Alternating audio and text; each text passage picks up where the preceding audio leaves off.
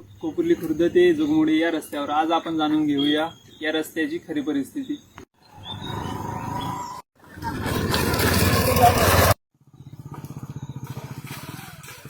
तर आज आपण विचारू या रोड बद्दल कशी परिस्थिती आहे, कसा त्रास होतो येणाऱ्या जाणाऱ्यांना ते विचारून घेऊया। रोड बत्ता लईच त्रास होतो, लई खड्डे आहेत। खड्ड्यामुळे गाडी कुठं निघून जाते, इकडे जाते तिकडे जाते, बॅलन्स राहत नाही। किती वर्षापासून हा रोड तसं आहे बनलेला नाही? तरी अंदाज सांगता येत नाही, पण तरी पण झाले असेल, भरपूर वर्ष झाले असेल। तिथून हा रस्ता नुसता खराब आहे। आपल्या शाळेचे कोकुर्ली खुर्द शाळेचे सर आले आहेत, मॅडम आले आहेत, त्यांना विचारू आपण या रोडला येताना जाताना त्यांना किती प्रॉब्लेम होता, विद्यार्थ्यांना येताना जाता किती प्रॉब्लेम होता ते विचारू येताना आपण। आम्ही कैलासवासीजी भाऊ भिकाराम उच्च माध्यमिक विद्यालयाचे शिक्षक आहोत। देवरे सर आणि मी काकवीपूर मॅडम। आमचा रोजचा अपडाऊनचा हा रस्ता आहे। नाशिकहून तो फास्ट येऊन जातो, पण इथून तर इथपर्यंतचा अर्धा-पाऊण किलोमीटर अंतरचं आम्हाला जवळपास 8 ते 10 मिनिटं घालवावे लागतात, फक्त ह्या रस्त्यामुळे। खड्डे टाळत यावं लागतं, म्हणजे मुश्किल होतं। एक खड्ड्यातून माणूस निघाले की दुसऱ्या खड्ड्यात जाऊन पडतं त्याच्यामुळे। आणि गेल्या 16 वर्षापासून हा रस्ता असाच आहे, यात काहीच बदल झालेले नाही। कधीतरी कोणीतरी येतं, यात थोडीफार माती दगड टाकून जातं, पण त्याला काही रस्त्याची परिस्थिती मात्र बदलत नाही। ह्या वर्षी पुढच्या वर्षी सारखं सांगाल का? हो सांगतो ना।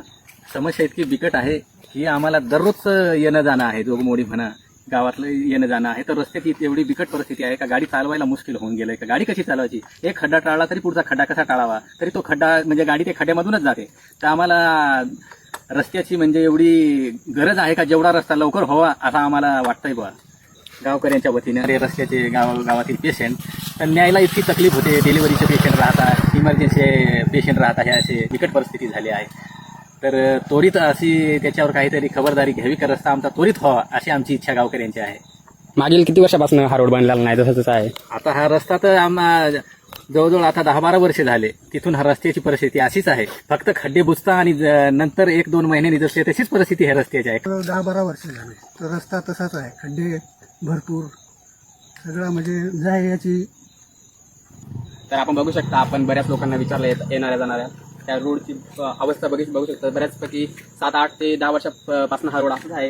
या रोडच्या माग जवळजवळ 1 किलोमीटर अंतरापर्यंत हे असंच रोडचं अवस्था आहे। तरी सुद्धा झिरवाळ साहेब, मान्य झिरवाळ साहेब, आपले आमदार पेठ, दिंडोरी या तालुक्यांचे लक्ष द्यावे, आपल्या गावांकडे लक्ष द्यावे आणि हा रोडची लवकरात लवकर सुधारणा करावी ही आमची त्यांच्याकडून अपेक्षा आहे। जोगमोडीला जाण्यासाठी हा एक मुख्य रस्ता आहे, कारण जोगमोडीला दवाखाने तसेच आठवडी बाजार इत्यादी सगळं भरतात। त्याच्यामुळे हा मेन रस्ता आहे। आसपासचे सगळे गावं सगळ्यांना हा मुख्य रस्ता आहे आणि हा रस्ता जवळजवळ 20 वर्ष झालेत। 20 वर्षापासून हा रस्ता असाच आहे, ना दुरुस्ती केली ना काही, फक्त खड्डे बुजवायचे काम एवढं चालू आहे। एकच रस्ता आणि या रस्त्याची ही अशी अवस्था।